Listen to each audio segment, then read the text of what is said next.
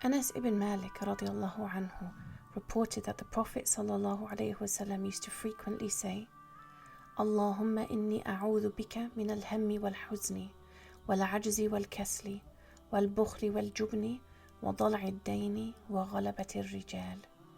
O Allah, I seek refuge in you from anxiety and sorrow, weakness and laziness, miserliness and cowardice, the burden of debts, and from being overpowered by men. This comprehensive dua seeks refuge from several afflictions hindering our progress towards Allah. It begins by seeking refuge from al-ham. The root ha mim mim relates to melting and flowing, and so the meaning of deep sadness and grief evolved, suggesting that intense sorrow can dissolve a person. Next, it seeks refuge from al-huzn. Its root, ha, zain, nun, relates to dryness and roughness, conveying the severity and harshness of a situation permeating the heart. Scholars differentiate ham and huzn by noting that huzn concerns past matters, while ham concerns future ones. The dua then seeks refuge from al-ajz.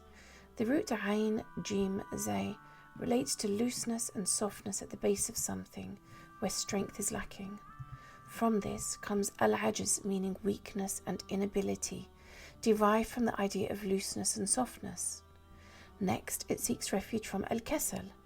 The root kaf sin lam revolves around the loosening or slackening of something stretched taut, like a tendon. Al-kasal describes reluctance or lack of energy. So together, al-ajz and al-kasal cover the two main obstacles to action, lack of ability and lack of will. The dua then seeks refuge from al-bukhl. The root ba, kha, lam means to hold back something due. Al-bukhl refers to withholding possessions, referring to the refusal to give what one should. Following this, it seeks refuge from al-jubn. The root jim, ba, nun, from which it stems, suggests the hardening of the outer layer of something while its interior remains empty. Jubn refers to cowardice, perhaps because a coward appears tough or rigid on the outside while masking his inner weakness and fear. Al-bukhl and al-jubn are thus both obstacles to obligatory and good deeds. Al-bukhl leads to withholding in the place of spending, while al-jubn weakens the heart, preventing enjoining the good and forbidding evil. Next, the dua seeks refuge from dal'i ad-dayn. The root dad lam ayn primarily signifies crookedness and leaning. Here it refers to the burden of debt, as if the debt weighs the person down, causing them to lean or become unbalanced. Finally, it seeks refuge from ghalabat ar-rijal.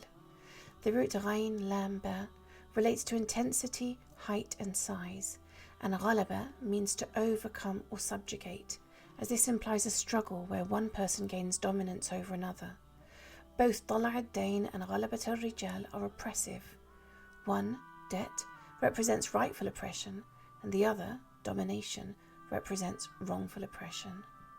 So when we make this dua, we are essentially saying, O Allah, I ask you to protect me from being overcome by sadness and grief, whether about matters past or matters yet to come. Protect me from inaction due to weakness or a lack of will. Protect me from doing good, whether due to me withholding from others what is their due, or because I'm internally weak and cowardly. And protect me from the oppression of burdensome debt and the unjust domination of others.